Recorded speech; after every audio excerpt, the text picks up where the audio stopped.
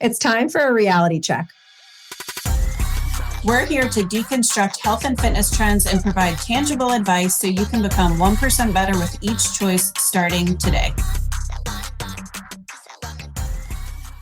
Welcome back to Reality Check. We are your hosts, Jess and Jill, and today's episode is basically like training 101, like how to actually build out an effective workout program, and specifically for health, mobility, driving physique change, getting stronger, building muscle. Obviously, that is the intention. We are not in the business of just burning calories and sweating and soreness and things that a lot of people chase. So this is how to build your own effective workout program, but also design it in a way that works for you and your skill level and your schedule, just kind of where you're at in this season of life.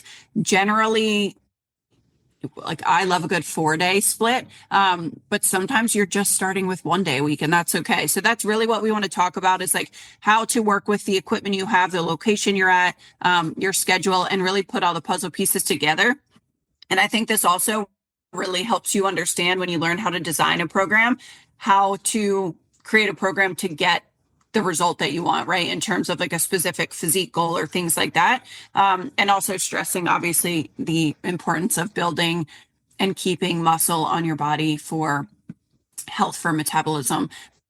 But also, it's going to give you that fit, lean, toned look that most women, I'm assuming, are after. So, we want to just get into that and keep it simple. And Jesse actually did a whole workshop on this that was lovely. So you'll get really great context from this episode today. But if you're like, wait, I want the workshop and I want the workbook and I want to be able to like write this out, you can DM us anytime for the BYO workshop, and we can send you the link to grab it. It's only $20.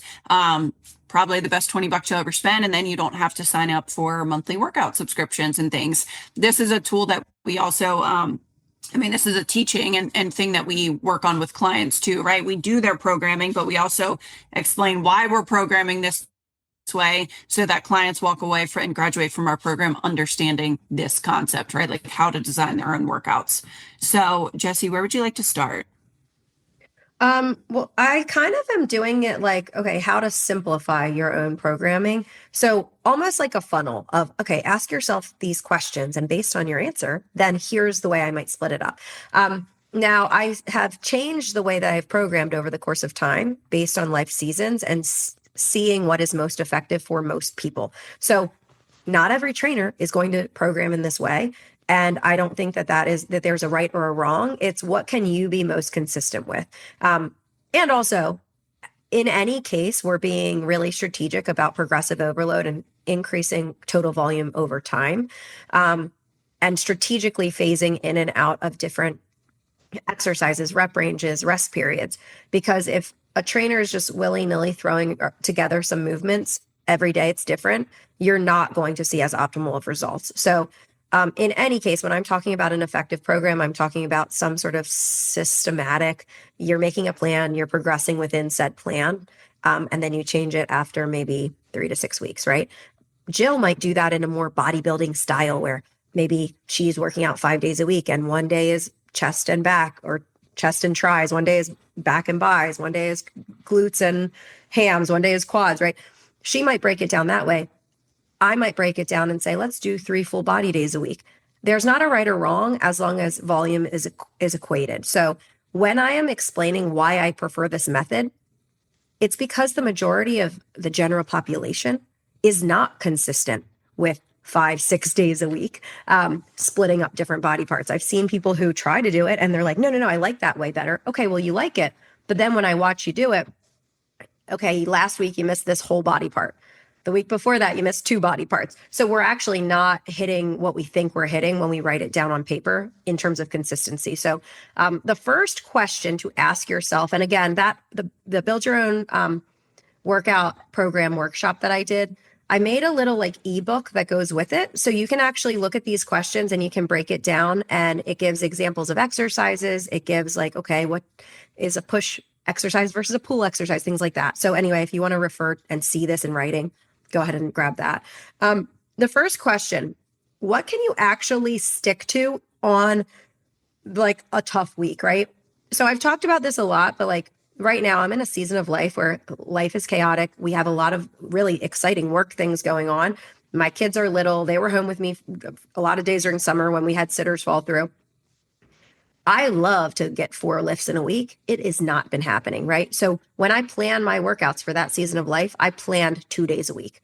If I was able to get a third day in, I can make it a fun day. I could practice performance stuff. I could go to a yoga class. I could do some cardio. But when I'm planning how many hard sets I want to hit per muscle group per week, I planned for 2 days a week, meaning both of those days were full body days where I'm hitting every major function and or body part. So when I talk about these big functions and body parts, we're going to talk about 5 major functions. You have your squat, your hinge, which is like a deadlift or a hip thrust, your push, like a bench press, an overhead press, your pull, which is a row, a pull up, things like that.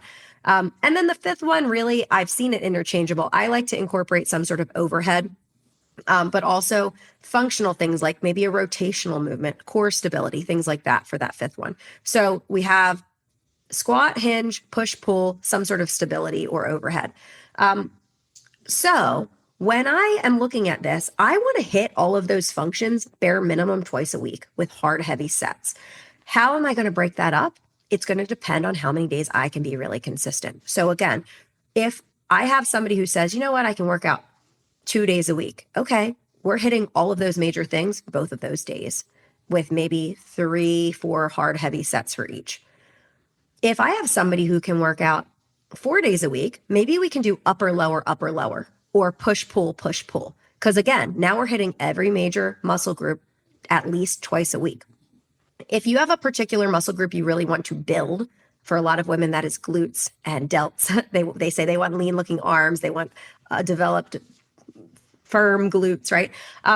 Okay, if that's the case, maybe you want to hit those specific body parts that you want to build 3 times a week, right? So maybe if you can work out 3 days a week, maybe we do 1 full body day and then we do a push and a pull day. So we're hitting all the major muscle groups at least twice a week, but maybe on those push and pull days, we finish with some glute stuff both days, some isolated glute stuff, if that's a goal for you. So that's kind of how we're going to break it down.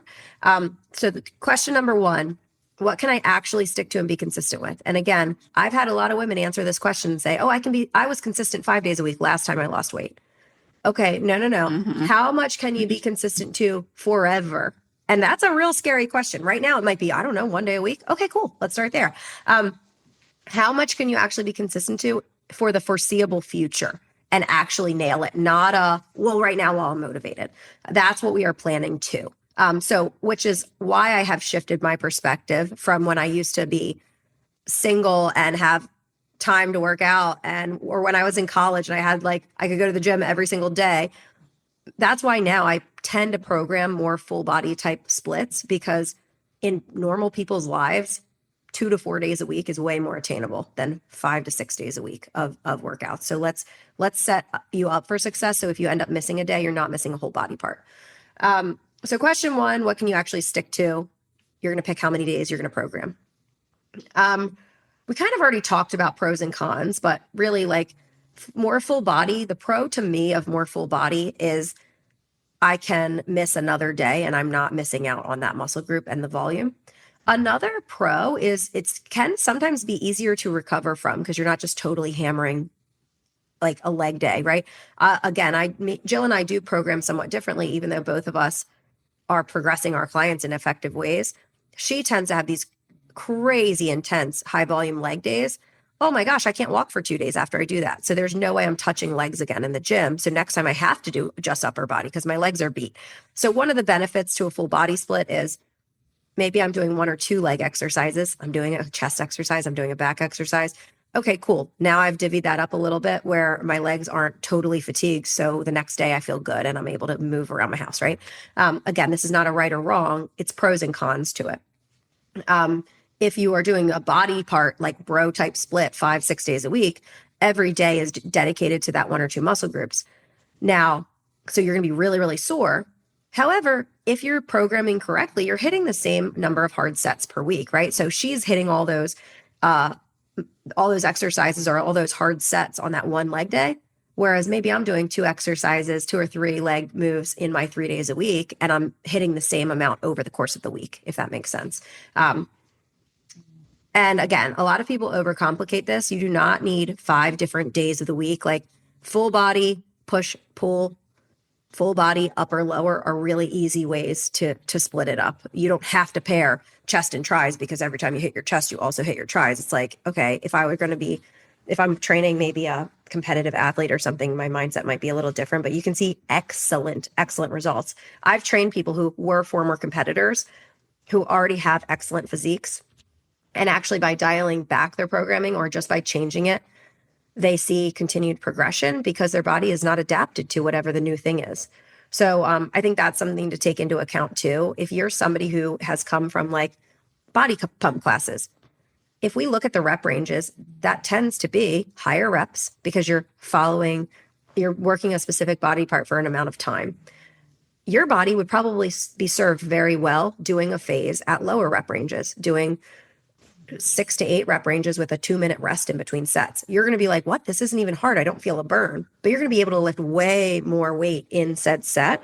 That's probably going to be most effective for you because your body's not adapted to it. I tend to live in that rep range because I enjoy it. I would probably adapt really well doing 15 to 20 rep ranges for a couple months because I'm not adapted to it, right? So, and this doesn't mean, oh, change it up every day to confuse your muscles. It's like, no, for several months, for me, probably years, I've been living in this lower rep range. Okay, strategically phase your workouts. So now I'm living in higher rep ranges. And there's this like misconception in research, really, because they say, because there's different mechanisms to which our muscle grows. So people will say, well, the 3 to 6 rep range is for strength. The 6 to 12 rep range strength, for hypertrophy. The 12 to 20 rep ranges for endurance. Okay. When we are just looking and breaking it down at a scientific mechanism level in terms of how our muscle is growing or building, correct, or the type of energy it's using. However, when it comes to muscle hypertrophy, all of these things are effective. And really what's most effective is phasing in and out of all those different ranges. Anywhere between like 3 reps and 25 reps is effective. So what you want to do is progress within said rep range, get really good, and then be like, okay, I'm pretty excellent within this 3 to 6 rep range. Time to change it up. Maybe now I do a 10 to 12 rep range for the next 3 months.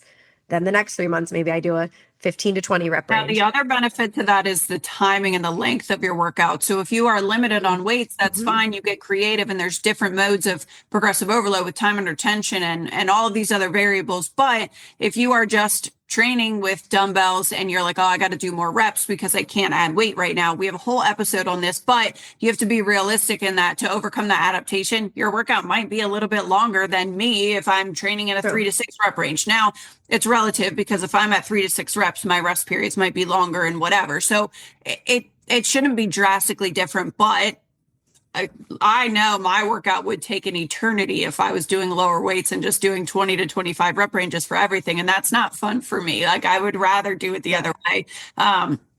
So also something to consider as you're moving. Yeah, we're taking that into account as well. Like what's reasonable and like what's your access to equipment? Like I have a woman who she's graduating. She's been with us for like maybe 2 whole years, 2.5 years. She has been working out at home this entire time. We've had to get creative. Okay, we're going to mess with tempo to make every single rep harder because you physically can't go heavier. We're going to do single leg squats because 2-legged squats are way too easy with your weights at home. So there's other ways to challenge your muscles, but there has to be progressive overload within said rep range and set range that we're talking about. But when we're talking about, so let me break this down again. I'm going to go back to the start. So we have how many days a week are we working out? Okay, based on how many days a week, we're going to pick what does that split look like. If it's 3 days a week, am I going to do 3 full body? Am I going to do a full body of push and a pull? Am I going to do a full body and upper and lower? Pick based on how many days a week, what's your split look like so that you're hitting every function and or muscle group at least twice. Then we're going to decide on this set, rest, and rep range. So I say all 3 of them because we just talked about the rep range. Oh, strength, hypertrophy, endurance. Rep range is not the only thing that matters. So does the number of sets. So does the rest. Our weight that we're lifting times the sets times the rest equals our total volume for the week. So you could have the same total volume with lower weight if you do more reps as with higher weight doing less reps, right? Because total volume is that equation there. We want to manipulate all three of those things, sets, reps, and rest, because they do make a difference in how your body can adapt. So I will give you an example and you guys can go play around with this and try it for yourself. Let's say you are aiming for 10 reps of a back squat and you are like, okay, as soon as I'm done, I'm going to get started again, right? You're not timing a rest. Or maybe you do like 30 seconds rest in between your sets. See how heavy you can go during said reps of 10 reps, right? You're going to be more fatigued for that second and that third set because you're physically less recovered in between each set. Whereas if you say, okay, my goal is 10 reps and I'm going to give myself 2 minutes between every set.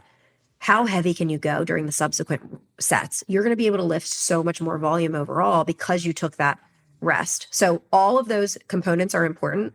Again, I think a lot of people just dismiss the rest period because they think if I feel more out of breath, it equals more effective. And that's not true.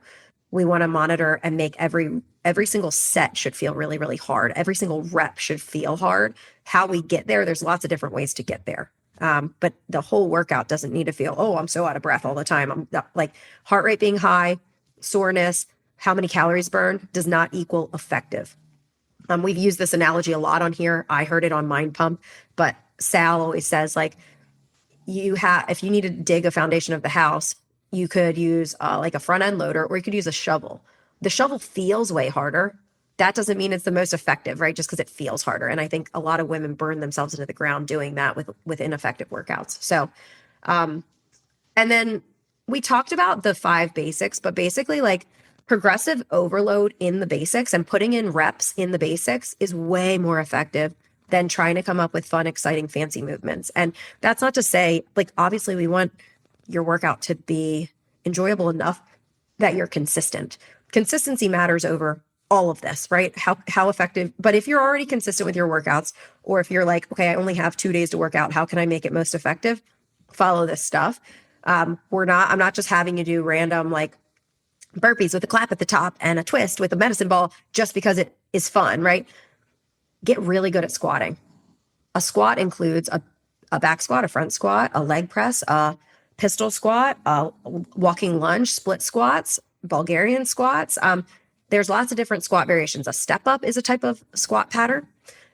Get really good at your hinge, your deadlifts, your RDLs, your hip thrusts, your kettlebell swings, pushing the hips back, driving forward. Get really good at your push. Get good at the fundamentals because they're going to pay off way more over time. Push-ups, bench presses, shoulder presses, those are push variations. Pull variations, rows, pull-ups, lat pull-downs. Carry/core variations, farmer's carries, overhead kettlebell carries, planks, anti-rotation type work. You want to get really good at all of this. Now, you guys might hear this. And again, I think we've done another episode on our favorite exercises. So if you want to go listen to our top 10 favorites that me and Jill include a lot. But you'll notice, well, where's your tricep exercises, Jess? Because I want to get rid of my bat wing, right? Like whatever. Yeah. Most women are like, but I need to get rid of my mom pouch. How come you're not talking about crunches? The reason is because if you are doing these big functions correctly, you are also working those other muscles. So every single time I do a bench press, I'm working my chest and my triceps.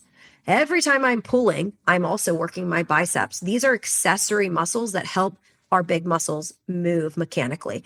Every time I'm squatting or hinging, if I am doing it properly, I am bracing my core for that movement. So from an aesthetic physique standpoint, I personally very rarely have arm days. I very rarely work out my arms or isolate my core other than for functional reasons, right? I worked my core quite a bit postpartum, not doing crunches, but so that I could reconnect with my breath while I was bracing, so that I could brace properly doing a squat, so that I didn't have pelvic floor issues, right?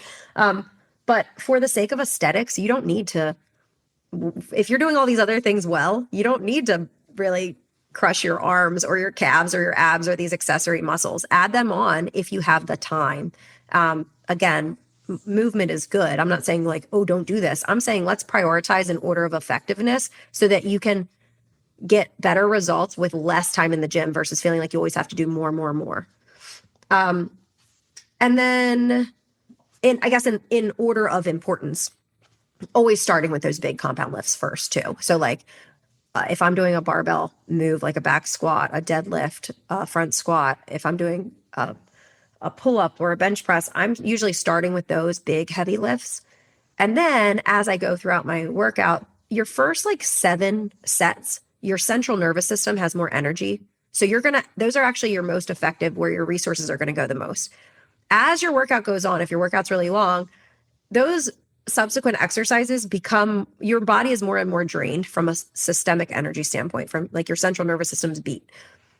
We want the most important moves to be first. And then as I'm more fatigued, now at the end of the workout, if I want to add in isolation moves, hamstring curls, leg extensions, those arm exercises, tricep pushdowns. I'm doing the tricep pushdowns and the ab exercises at the very end of the workout.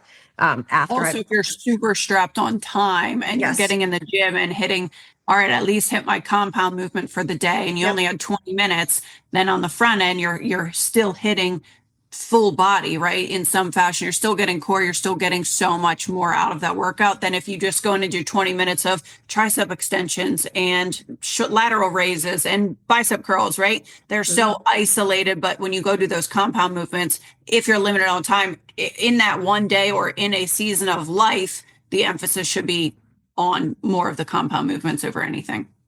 Absolutely. And we tell our clients that, like, at the beginning of each phase, I will tell them, here's the intention behind the phase. Okay, during this one, you're probably going to feel a little bit of a pump. We're doing higher rep ranges. Here's what you might expect to feel. I'm supersetting stuff. You might feel more out of breath during this phase than you did last phase. Also, if you run out of time, here's the ones that can give. So I don't want you to feel pressure, because something is better than nothing, right? If worst case scenario, cut these 2 out. So we're always kind of having those conversations. I guess I'm trying to think of like where this best fits in, but we didn't really talk about this. There's like we're talking about how to plan a week, right? So there's like the week, the phase, and then there's like the season, right? So within a week, again, I'm going back to this example, but you could work out as many days as you want. If I'm working out 3 days a week, I'm writing 3 different workouts, and now I'm following those same 3 workouts for the next 4 to 6 weeks. And I'm progressing within those workouts. So my weight or my reps are getting heavier, or are getting higher. And or maybe I'm getting deeper in my range of motion. Maybe I'm getting more stable. I am progressing in those 3 lifts for 4 to 6 weeks. Then I change it up. And when I change it up, again, I'm still including those patterns, but now maybe I'm changing the rep range, the set, the rest period. I'm also kind of zooming out and saying, okay, for the next 3 months, we're going to really focus on strength. We're going to really focus on, we're really going to focus on brute strength. Maybe the next 3 months, we're focusing on lifting like a power lifter. How heavy can I go? Then the 3 months after that, maybe I'm more focused on function and rotational movements, moving in different planes of motion, moving unilaterally. Like each cycle like that, I'm also being really intentional about. I say that to say we're not neglecting the whole person by saying only look at your muscle, right? But if you can learn to do these movement patterns really well, you tend to be more functionally sound anyway. So like I've seen online coaches just use machines, which makes sense. They're not there working out with their person, right? So they're like, oh, well, this is a less risk of injury. I trained people in person for a long time before I went to this online format. We do form Zooms with our clients. We have our clients send us videos constantly. So like we're very involved in the form progression as well. But there's value to doing the full movement versus just sitting on a machine. I can crush weight doing a leg press machine, right? If you can do that, but you can't squat, like how is that heavy brute strength going to translate when you need to like get on and off the floor to play with your grandkids someday, right? So we want to practice the movements and the functions and getting really good at form. I always say like form first, and then all of this other technical stuff comes in, then progressive overload, but form first, range of motion first, how deep can we get with control first? Then we're going to progress heavier and heavier and heavier. So anyway, zooming out, I'm looking at phases in that way too. Again, I know this sounds very complicated.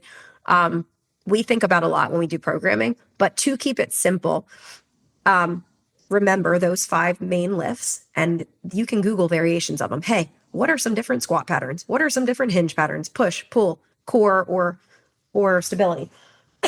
Excuse me. Those are the 5 big things. You want to hit those at least twice a week. Split it up however you want.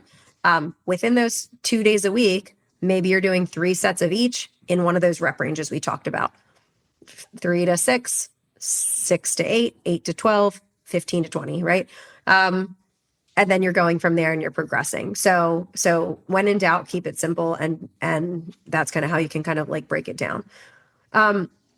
Should we talk about, again, this isn't the workout program specifically, but we program this in. Should we talk about warm-ups and mobility and like Yeah, no, I love that. So especially when it comes to heavy lifts, doing lighter sets first to make sure my body is moving well is very important. Typically I'm doing some sort of isolated mobility based on my body or my client's body's particular needs. So like I have a woman who has like, she gets neck pain from a forward head, right? Okay, we're doing like chin tuck exercises against the wall. We're connecting with her lower trap, so she tends to not shrug as much. We're doing those as warm-ups. Then when she goes and she's about to do her first set of squats or deadlifts, I have in my program, do 1 or 2 lighter sets before these 3 hard sets listed here. If she goes and she does a set of lighter squats with just the barbell and something feels off, go back to the drawing board with your mobility or with your foam rolling or whatever, so that we're not just loading on top of a body that already feels off. Okay. Like I'm doing a couple lighter sets. Cool. My body's moving good. I feel good. Now I'm going to load for those 3 heavy sets. Now I've done that for my squat. Now my lower body's pretty warm for the rest of my workout. I don't need to do that for every single exercise, but for my first big lower and my first big upper lift of the day, I'm always doing a couple lighter warm-up sets first. Is there any other, like, would you handle that in a different way? Or No, I generally do that too. I agree. Like I have a client who she feels like she has really tight hips. So obviously it's something we're working on big picture mobility standpoint, but also specifically in her workouts. That is what I'm using for her warm-ups. And then in addition to that, I used to do the craziest warm-ups back when I was in bodybuilding. You guys, I can't even with myself. But generally doing lighter sets. I also used to gas myself by like slowly working up to my highest weight in my sets. And it's such a waste of your lift. I did that at CrossFit and I'm like, yeah, now by the time I'm at my heaviest, I'm like, my max would be so much heavier if I only did a couple of warm-ups. Yeah. So if I do, same thing. Hip mobility is a big thing for me. I have a little bit of an anterior pelvic tilt, so I'm always being very mindful of that. And that's what I focus on. And same thing, I have a desk job, like my neck, my traps, my shoulders. That's usually what I feel like needs to be loosened. So it's individual to the person in that regard. Also, obviously, relative to what you're doing that day. But yes, I like to do like 1 or 2 light sets. Light. I used to add weight and think I need to do more. My barbell squat warm up might be, 65 pounds, right? A 10 on each side. That might be the warm up. And I'm going nice and slow. And I'm like connecting my mind with my body. And that's the point of a warm up, is not to start to gas yourself. So yeah, 1 to 2 lighter sets of whatever the movement is. Honestly, even with like dumbbell chest press, I'll do a light set first just to go through the motion and make sure everything feels loose and open up. I'll do like push-ups before my bench press even. Like I might do push-ups before my bench press because I'm warming my chest up. Another thing I think that is undervalued or maybe misused is stretching and or myofascial release as a retroactive, I'm in pain, so I better get the Theragun out. I love myofascial release, foam rolling, mobility work before your lift. So I'm not doing static stretching to see how loose I can get my hamstring. I'm doing mobility before my lift because then when I am in that range of motion, I'm able to get deeper with a safer movement pattern to hopefully continue to retrain my brain on not compensating. So if you do your shoulder mobility before your shoulder day, great. Now you're able to get a little bit deeper in that range of motion, and it's sending your brain a signal saying, hey, we're safe. We don't need to compensate and lock up through the traps or whatever, right? So do that stuff before your lift. And then eventually, if you are doing mobility training properly, eventually doing these movements that we're talking about should help maintain said range of motion and function. So like, and your hip example is perfect. When I was postpartum with my first kid, oh my gosh, I felt like I was relearning my whole body where I couldn't squat well to save my life. I really focused on hip mobility. I was doing 90/90s with lifts every single time I went into the gym. I was going really slow on my squats. I was doing box squats before I could do them without the box behind me. Eventually, once I gained that connection and depth back, I now don't need to do mobility for my hips every time I go to the gym, because now just training squats at least once or twice a week, I'm able to maintain that function. By doing tall step ups, I'm able to maintain that function just through my workouts. So on the front end, if you're feeling super tight in a certain area, it might take you months to kind of unwind and become more mobile. Once you are more mobile and you're able to apply it to your exercises, the exercise itself should help maintain that mobility. I feel like that's kind of like the biggest Cool. stuff that we wanted to What go else we over got? in this. I think that If you was guys have, I think that's kind of it. If you guys have questions about this stuff, let us know. Again, however we're breaking those. Oh, you know what? I really like that you can refer to for another visual. So one, get the Build Your Own Workout program workshop and ebook. It was a live workshop, so you can see some of our clients asking questions during it too. So you can refer to that. In that, I have examples. Okay, here's an example. If you can work out 1 day a week, 2 days a week, 3 days a week, 4 days a week, 5 days a week, I broke it down so you guys can actually see, and then you can insert your own workouts there. Another book that I learned a ton from that changed the way that I program, Mike Matthews' book. He has 2 of them, Bigger, Leaner, Stronger, and then Thinner, Leaner, Stronger. Literally same concept, but one is for women because women don't want to get bigger, right? He has workouts at the end of his books that divvy it up in a kind of a similar way, but more like powerlifty type style. So I tend to add more isolated moves along with it. But I love the way that he breaks that up. And you probably can look up a PDF of this. Look up like Bigger, Leaner, Stronger workout breakdown or something. And I bet you could find it. That's a really, really excellent resource. That whole book is really wonderful in terms of basic principles. I'll say very basic principles because he does not get into metabolic adaptation and all of that, but basic principles of counting macros and writing your own programs. I think he does a really, really great job educating people. Yeah, love it. That's I feel like I read that book back in the beginning of things, and I haven't revisited it, but it is truly one of my favorites, I think. As a trainer, early on, it helped me so much. So that is all for this episode. Hope that was helpful. DM us for the link for that workshop, and we will see you guys next time.